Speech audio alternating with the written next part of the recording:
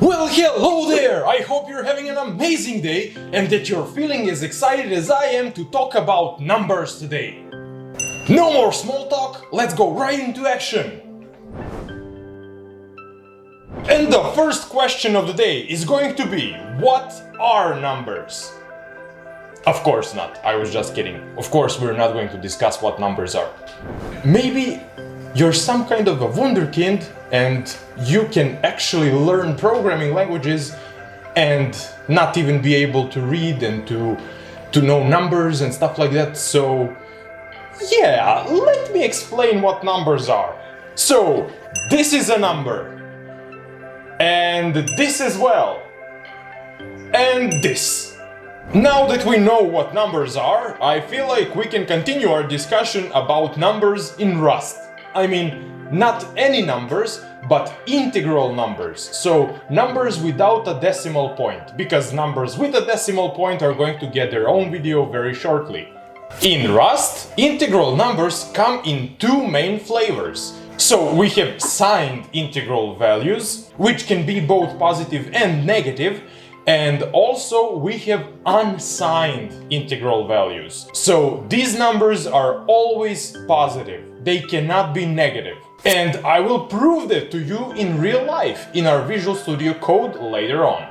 To fully understand this, it's going to take a lot of time and effort, which is why I dedicated next video just to show you some basics about numbers in programming languages and how our CPU is actually working with them. So do not worry, I've got you covered in the next video. But for now, you know everything that I want you to know. You should be aware of the fact that numbers are always represented as a bunch of ones and zeros for our CPU to work with. Okay, both of these flavors of integral numbers are coming in a wide array of different sizes. And of course, we are about to discuss all of them. Firstly, we have I8 and U8 data types. And the letter I stands for signed integers and letter U stands for unsigned integers. And in this case, we can see that we have number 8 after the letter, which means that we are going to allocate 8 bits for this variable, so we'll have 8 bits of memory at our disposal to store data that we are working with. So, just to be clear, when you see I8, it means that you're working with a signed integer that has 8 bits of memory allocated for it. After that, we have I16 and U16, which is again very similar story, just instead of 8 bits, we have 16 bits at our disposal. And then we have 32-bit variant, as well as 64-bit, and finally 128-bit versions. We are not done yet. We also have U-size and I-size types, which are a bit different than the ones that we just covered, but I'm going to keep you in the dark about these ones a bit longer. So stay tuned, I'm going to explain them, but not right now. Great! Now that we know which sizes we have at our disposal, let's discuss why we actually do need so many of them. As you can see on this slide, each rectangle represents a single byte in memory, so 8 bits in memory. Or just to be clear, 8 zeros or ones. But again, why do we need so many different options? It's fairly straightforward if you think about it. In reality, sometimes we really know how big of a number we can expect for some variable, and we know that we are never going to exceed some value in reality. And in those cases, why use 128-bit version of variables when you can store trillions and trillions inside of it, when, for example, you know that your variable is never going to store value that's larger than, let's say, 15. So in those cases, you know for a fact that I8 or U8 is going to be enough. Great, but what about U-size and I-size? Because they are the only types we have not covered up to this point, and I promise that I will cover them. So these two types are basically going to have the same length as your architecture. So if your computer uses 32-bit architecture, your isize or usize variables are going to be 32 bits long. On the other hand, if you are using 64-bit architecture, you are going to be using 64 bits to represent isize and usize. And what's the benefit of this? Because you already have both i32 and u32 and i64 and u64, why do you need another variable? Because it's going to provide you with a very convenient way not to worry about certain problems. For example, if you're working with two computers, you personally own two computers and you want to develop a single piece of program that is going to be working with whatever, and you know that you're going to develop it on both computers, if you were using i32 or i64, you would struggle because on 32-bit computer, your address line, your pointers are going to be 32-bit long addresses, and on your 64-bit computer, they're going to be 64 bits long. So you would basically need to adjust this every single time you switch computers. But in this case, you can just use isize or usize, and the compiler is going to figure out this for you, and you should not worry about it. It's going to be done for you behind the curtains. The main story about isize and usize is basically you have this convenience, and basically everything else is the same as other existing types. Not a huge difference in any way possible, except that it checks the architecture of your computer. And now I think it's a great moment to see what Visual Studio Code is doing these days. And why not check how numbers are behaving in real life in our Visual Studio Code environment, so we can see how large of a number we can store in each of our data types and how to actually work with them. So, let's get going! Welcome to Visual Studio Code, our natural habitat! You already know the drill. We are going to create a new project and open our main RS file. As you can see, I already prepared a bunch of stuff in our main file, because I do not want to waste time on writing all of this down. I just want to show you what are maximal and minimal values for each of the types that we covered today. And yeah, these lines where you can see min and max, they are nothing more but constants. So basically, Rust already has a built-in support for each of the data types to allow you to see what are its minimal and maximal values. And to do that, it has constants which have global access. So you remember our discussion about constants, and you remember that they can be in global scope, which makes them accessible from any point in the code. And right here, we can just invoke those constants and get the minimal and maximal value for each data type, which is also very convenient because you do not have to remember what is the number's minimal and maximal value. You can always just print it out and see what to expect and what you're working with. Okay, now let's run cargo run command. And when we do that, we can see a whole bunch of numbers, some of them huge. Okay, let's start from the top and work our way down. The first variable that we have is u8, and for it, its minimal value is going to be 0.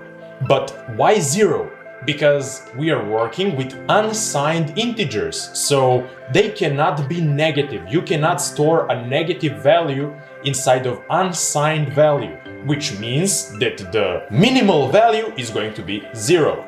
And the maximal value is going to be 255. But why 255? Did somebody make this up? Was it something like a conference for programmers and there are a bunch of smart people sitting down and thinking like, what is going to be the maximal value for U8 data type? And somebody raises their hand and says like, yeah, I think 255 is a very nice number. Let's put that one. Well, that's not how it works. It's much simpler than that. As you remember, U8 means that we have 8 bits of memory allocated for variables of this type, which means that we can represent a number with 8 zeros and ones. So basically, because you have 2 options only and you have 8 places where you can put one of those 2 options, you have 2 to the power of 8 different options, which is 256, not 255. Well, have you maybe considered the fact that 0 is also an option? So basically you have a range from 0 to 255, which actually gives you 256 options, which is the number we were looking for. Oh. And the story is exactly the same for all other unsigned data types. You can, for example, calculate the maximal value for 128-bit unsigned integer by just using the same logic. So 2 to the power of 128 minus 1 is going to be the maximal value for our number. I mean, I cannot prove it to you, but basically that's how much it is in reality. And also, one more significant thing. Can you see maybe that our U size is exactly the same as our U64? Both minimal and maximal values. You can see it, right? That is because my computer here is using 64-bit architecture, which gives us the result that our U size is going to be 64 bits long, which is exactly what I told you. And now let's talk about signed integral values. First of all, let's uncomment them so we can see what results we are going to get actually. And when we have done that, let's immediately run cargo run command. And as you can see, basically each value starts from minus some number and works its way up to some number, which is very close to its negative counterpart. You see that. Let's take the simplest of examples. Let's work with I8 data type. And as you can see, its data range is going from minus 128 and goes all the way up to 127. That is to be expected, because we again have 8 bits, which gives us 256 different options, but we have to split them evenly for negative and positive numbers. So basically 0 is going to be accounted for as a positive number. That is why we have a range from 0 to 127 for positive numbers. And for negative ones we have minus 1 to minus 128, which equates to 256 different options. Again, let's pay some attention to the fact that again we are having I size completely identical to our I64 data type. So both minimal and maximal values are identical to the ones of I64, which is to be expected again. My computer's architecture is still 64 bits. And basically, that's it. We are done here.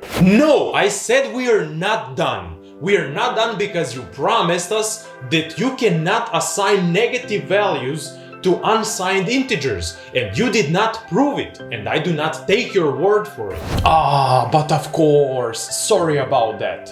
Okay, we need to use some unsigned integer variable to try adding negative number to it and see what happens. I feel like 32-bit value is going to be my choice for today. Okay, let me remove the constant for its maximal value because we want to be maximal. And I'll add minus 32, for example.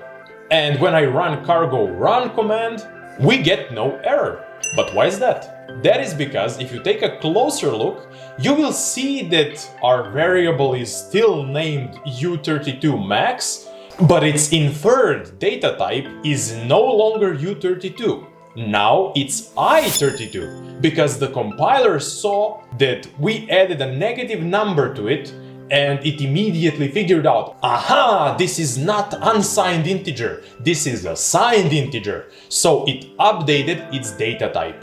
So now, to be able to show you what I said, I need to explicitly specify the data type to be U32. And when we have done that, we can immediately see the red squiggly line, but let's run cargo run command once again, and of course we get an error.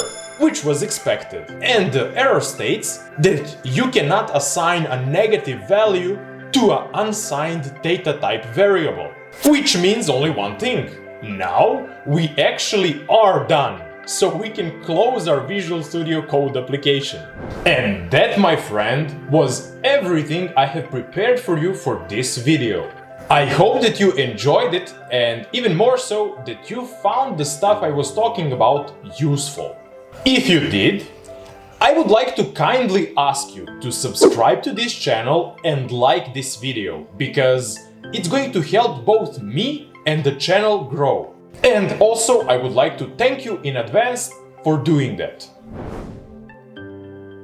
And now we can talk about our next video. In our next video, we are going to talk about numbers, but on a much lower level. As I already mentioned, we are going to talk about ways that numbers, integral numbers, are represented in our memory, and also how to do some basic operations with them. If that sounds like something you're interested in, I would like to invite you to join me on this adventure, because it's going to be a fun one. And now, there is only one thing left, and that is to wish you an amazing day. Goodbye!